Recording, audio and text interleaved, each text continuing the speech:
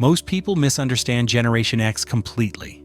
They call them quiet, detached, emotionally distant, hard to read, but they are not cold.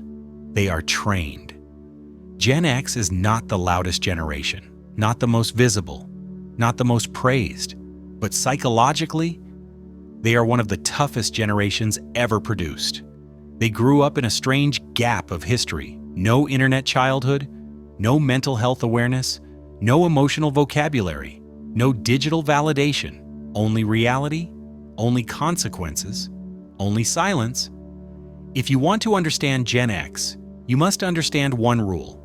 They learned early that no one is coming, no one to fix it, no one to listen long, no one to explain emotions, no one to soften the world.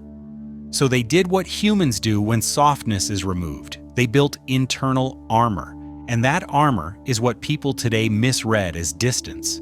Gen X kids came home to empty houses, parents working, doors locked, notes on the fridge. Food is inside. Don't open the door. Be back later. These were not rare moments. This was routine. They were called latchkey kids. But that phrase sounds softer than the reality. It means learn independence early or suffer. No one asked how you feel. You figure it out yourself. This creates a very specific psychology pattern. Self-reliance first, expression second, dependency, never. That pattern stays for life. When a Gen X adult seems emotionally guarded, you are not seeing resistance. You are seeing training. They grew up before emotional language became common. No one said process your feelings. No one said validate your emotions. They heard something else. Handle it. Be strong. Move on. And they did. But here's the hidden layer most people miss. When a child learns to self-soothe too early, they become strong. But they also become private. Gen X does not broadcast pain. They compress it. They do not crowdsource decisions. They decide internally. They do not seek attention when hurt. They withdraw and repair. Modern generations post their struggle. Gen X studies it silently. This is why younger people often say, "I can't read them." Of course you can't. They were built in an era where being readable was dangerous. Another psychological force shaped them: instability. Gen X grew up during cultural shifts, economic uncertainty, rising divorce rates, media fear cycles, and rapid social change. When a child grows up watching systems break, trust shifts from the world to myself. That is exactly what happened. They don't fully trust institutions. They don't fully trust promises. They don't fully trust hype. They trust patterns, behavior, consistency over time. That is why Gen X respects action more than words. Tell them you care. Nothing happens. Show them you show up. Now you matter. Because their brain learned early. Words are cheap, patterns are truth. This also explains their humor. Gen X humor is dry, dark, sarcastic, sometimes brutal. That's not negativity. That's psychological pressure release. When emotions are not openly processed, they exit through irony. Sarcasm becomes armor with a smile. They joke about stress instead of confessing stress. Younger people say, "That's harsh." Gen X says, "That's honest." Another deep trait: observational intelligence. Because they were not constantly entertained digitally, they watched people. Body language, tone shifts, social dynamics, power behavior. They became human pattern readers. This is why many Gen X individuals are excellent at reading motives. They may not talk much, but they notice everything. Silence trained their perception. Noise trains reaction. Silence trains awareness. That is a psychological law. Now here comes the paradox. Gen X appears emotionally distant, but they are deeply loyal. Because when you grow up without emotional safety nets, you don't build many bonds, but the ones you build, you protect fiercely. They don't do fast trust. They don't do instant intimacy. They don't do emotional speed. They do earned closeness, and earned closeness lasts longer. This is why Gen X friendships often run decades, not months. They are not impressed by charisma. They are impressed by reliability, not charm, consistency, not intensity, stability. Modern culture rewards visibility. Gen X psychology rewards durability. They don't ask, "How exciting are you?" They ask, "How steady are you?" There is also a hidden wound inside Gen X psychology: neglected independence. They learned strength, but often without emotional witnessing. That creates competence, but also quiet loneliness. They can handle everything, but sometimes feel unseen doing it. They don't beg for recognition, but they feel its absence. And because they don't ask, people assume they don't need. This misunderstanding follows them their whole life. Strong does not mean unfeeling. Silent does not mean unaffected. Independent does not mean untouched. It means adapted. And adaptation always has a cost. Gen X does not fear hard work. They fear wasted effort because they grew up seeing promises fail. So their brain runs a filter. Is this real? Is this useful? Is this lasting? If not, they disengage. Not out of laziness, out of psychological efficiency. They don't chase every opportunity. They test it quietly first. They are low-drama decision makers. You won't see big emotional swings.